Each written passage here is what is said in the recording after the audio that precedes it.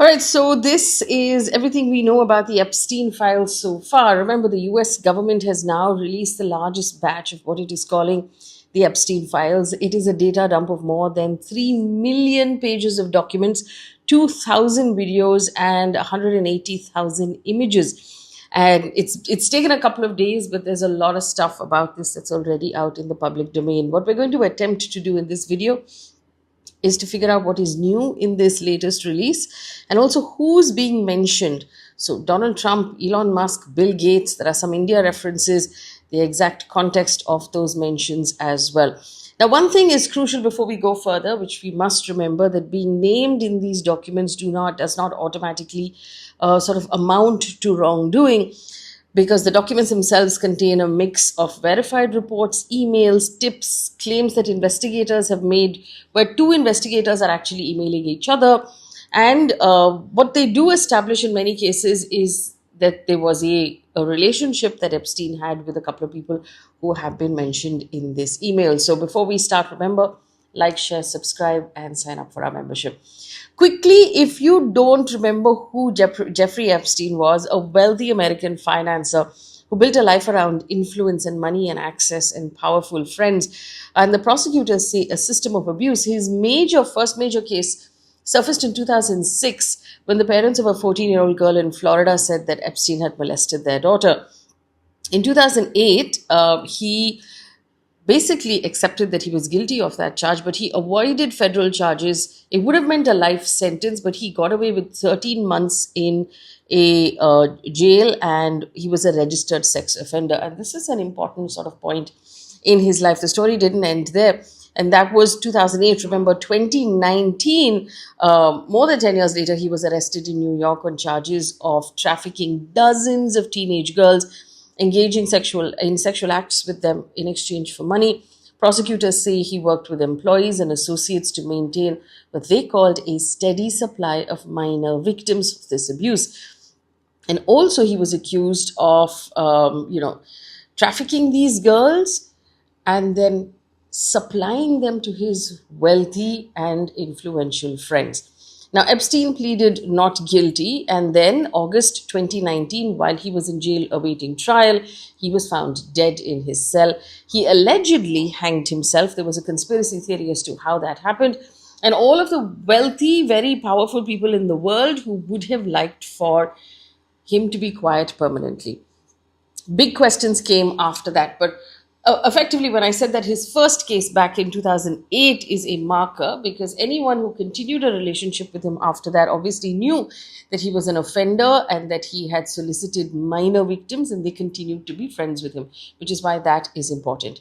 Now, the Epstein files, when they say the Epstein files, this is an investigative trove created over many, many years. Transcripts of interviews with victims, with witnesses, evidence that has been seized from his properties, correspondence, contact lists, travel-related documents, internal investigative notes, and communication. So like I said, even when two investigators are talking to each other, if he's been mentioned, it's all gone into these files. And some of this has been made public through court disclosures up till now, but a large portion has not.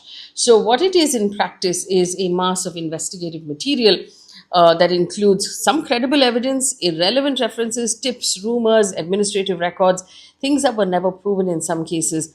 And the US is now releasing it all because they have passed a rule or a law saying that everything is going to be made public. What we have now is the largest docu-dump yet. And this tranche includes material that officials have withheld from an earlier release in December. Okay, so let's talk about what is actually in these files that we know of. Like I said, an important disclosure, I'm saying it a second time. To be mentioned in the documents does not mean that the person is guilty per se. It basically means that, or it could mean that this person had a relationship with Jeffrey Epstein. So has Donald Trump been mentioned in these files? The answer is yes, and here's the context. Donald Trump has apparently been mentioned hundreds of times in the newly released files. The reporting describes a few different types of Trump-related material. It also talks about internal emails between federal investigators who are looking into salacious accusations involving Trump and Epstein, and stemming from tips that the FBI has received. Now, the exact allegations have been heavily redacted, which means that they've been blacked out and you can't read them.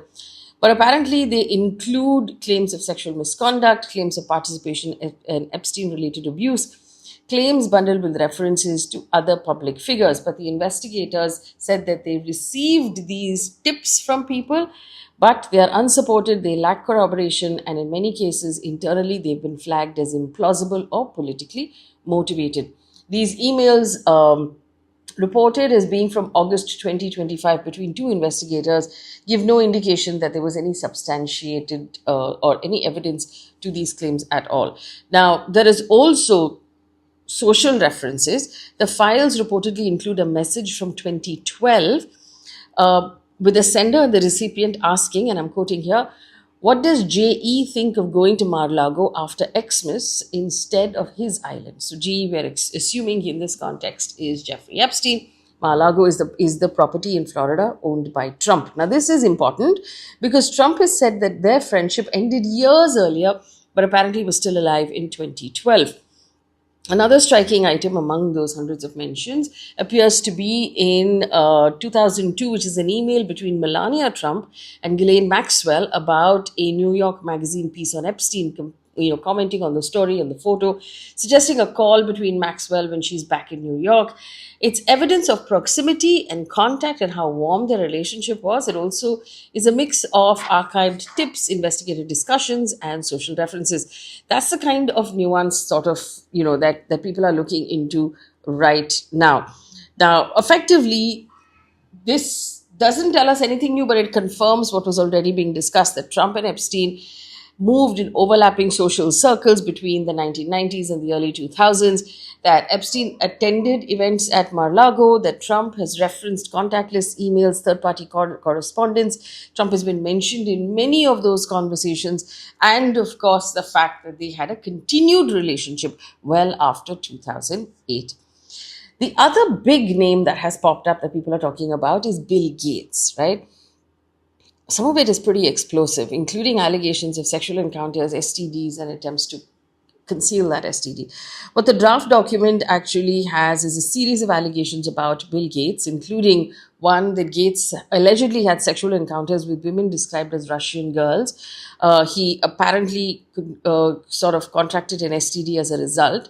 He allegedly asked for antibiotics so that the medication could be slipped to his then wife, Melinda Gates, without her knowledge. Gates allegedly asked that the emails referring his STD then be deleted, and Epstein frames this as part of a broader, morally inappropriate, ethically unsound behavior. The draft warns that a public divorce could damage philanthropic initiatives worth billions of dollars. And obviously, that's the reference between, of the divorce between Bill and Melinda Gates. The language is dramatic and accusatory, but again, it's a draft email written by Epstein, and Bill Gates' team has flatly denied these claims. Allegations have said that they're absolutely absurd, completely false. The document demonstrates Epstein's frustration for not having an ongoing relationship. So basically, they've said that this is false. Epstein wanted a relationship with Gates, and because that relationship didn't exist anymore, he was actually just entrapping him. So the accusations of Bill Gates, I think, are pretty harsh here, and should, as a society, I think, make us stop and think about who we are willing to build up as our heroes. Because there's been a lot of, we've done this a lot as a society, built billionaires, tech bros, into some sort of heroes of society and look to them for guidance. And I think that that's a massive problem. Another name that has popped up is Elon Musk. Now, Musk has not been accused of any wrongdoing in this case, and he said in the past that Epstein invited him to the island and Musk had declined. What's new here? Well, according to reporting, the email suggests that Musk discussed partying with him and traveling with him. Apparently, in 2012, Elon Musk asked, and I quote, "What day/night will there be a wildest party on your island?" Emails of November 2012 reportedly show Epstein asking how many people Musk would need to transport by helicopter, and Musk himself saying that it's only himself and his wife, his then wife, Tallulah Riley. There's also an email reported Christmas 2012 where Musk says he wants to let loose after a year of intense work and asks about parties in St. Bart's and elsewhere, also saying that a peaceful island experience is the opposite of what he wants right now. There are later emails in 2013 where they discuss potential travel logistics. It basically shows that there was communication, there was interest in partying and traveling, and Epstein was quoting influential people. There's no evidence of misconduct, but the fact that these people were all friends. The other really big one is, of course, Andrew Mountbatten Windsor, the former Prince Andrew, brother to the King of England.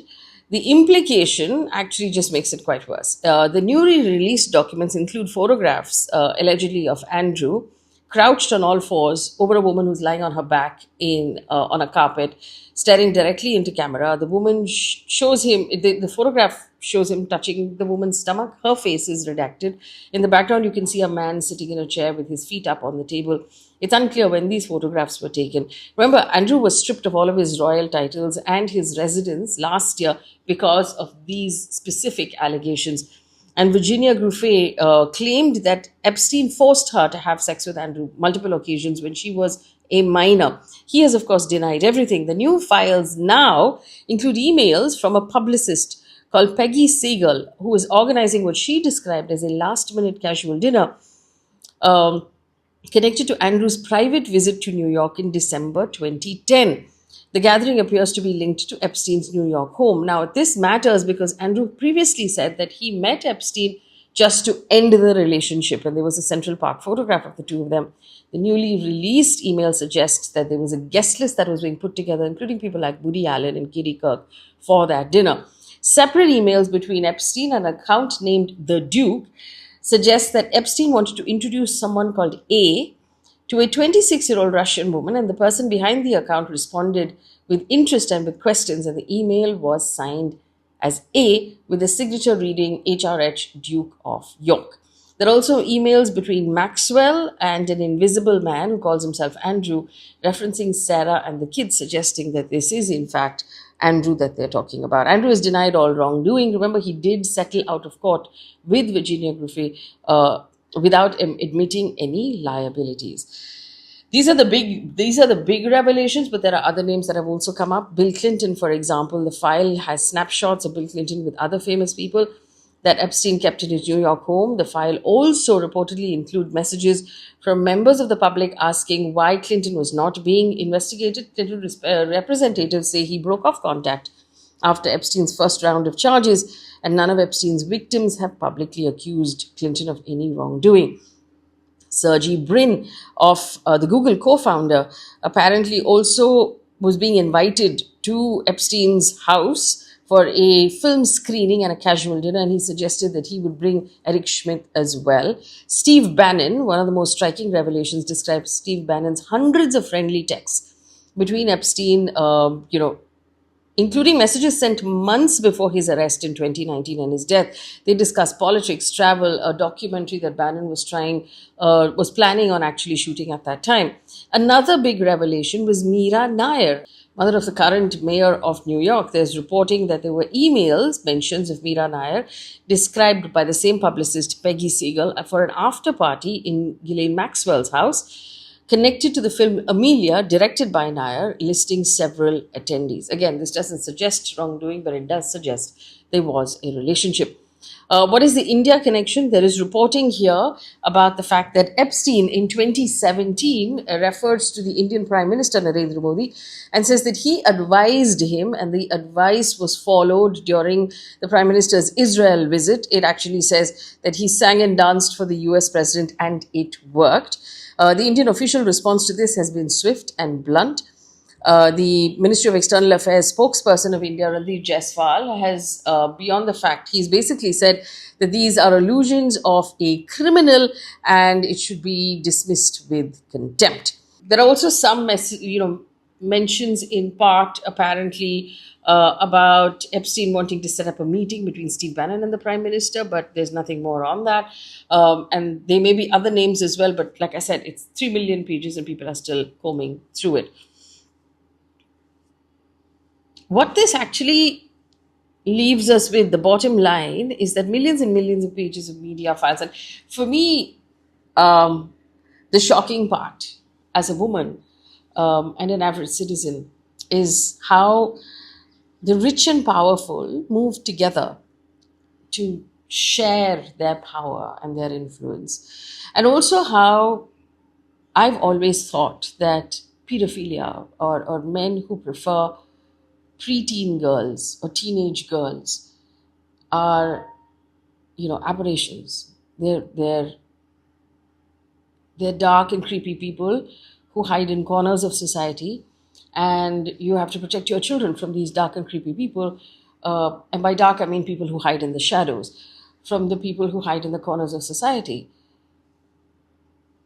I think the shocking part about the Epstein files, and the fact that I thought it couldn't shock me anymore, but it turns out it can. The shocking part for me about the Epstein files is that the richest, most powerful, the most public, the most influential people in the world, who are not hiding in the corners of society, but who are out in the open on a daily basis, deciding how we will live our lives. People like Bill Gates move in these very dangerous circles. And because of the sheer power and the money that they have access to, they evade or avoid any sort of scrutiny or accountability to the rest of society. So apparently, we have to keep our children safe, not just from the people who are hiding in the shadows, in the corners of society, but also from the most powerful, influential, richest members of society. It's very telling. But here we are as a human race, and who, like I said, we're willing to build into our heroes, whose direction we are willing to take when we decide how we will live our lives as human beings. And how money commands not just influence, but also conscience. I read this one thing on the internet once. It was random, and it really struck with me. It said, if you were to kill a cockroach, you're a hero. And if you were to kill a butterfly, you're a monster. So morality also has shades and a double standard when it comes to looks. And I feel that that double standard gets implied largely by money. People who have a lot of money, people whose skin color is a certain type, people from the most powerful countries in the world are absolved. And they're not monsters irrespective of what they do. And they find, like in the US, that either the media is sidestepping this completely, or they're willing to paint over it. And for me, that's the most scary part as a human race. That who are you going to save your children from? And how? Leave me a comment in the comment section about what you think these new revelations mean.